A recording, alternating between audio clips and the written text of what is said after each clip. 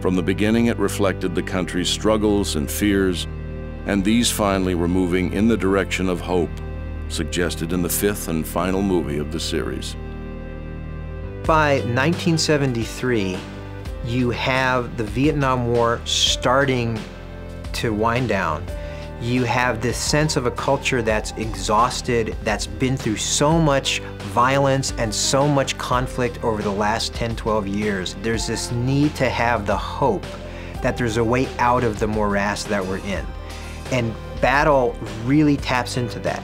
It doesn't say that everything's going to be easy. It doesn't say that our problems are going to be solved. But there's this sense that people had by the time Battle comes out that we've got to find some way of getting ourselves out of these endless cycles, these endless traps. At the end, you do see the ape children and the human children playing together.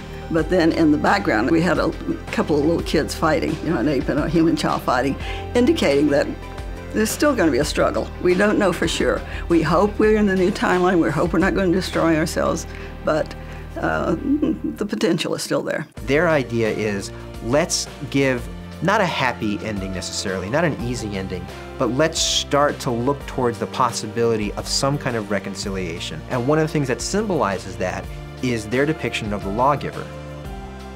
In the first two films, you have the sense of the lawgiver as this character with this deep, abiding hatred and fear of human beings.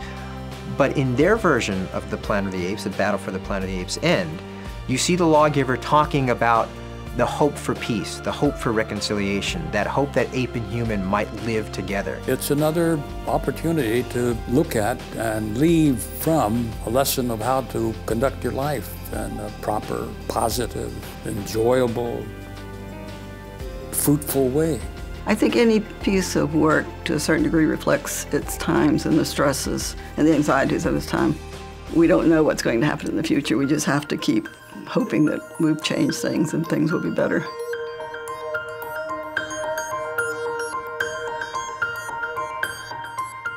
Above all, the Planet of the Apes series was innovative, setting the tone for film franchises and sequels, popularizing sci-fi on the big screen, providing powerful and entertaining metaphors for mankind's most intractable problems as well as our hopes and dreams.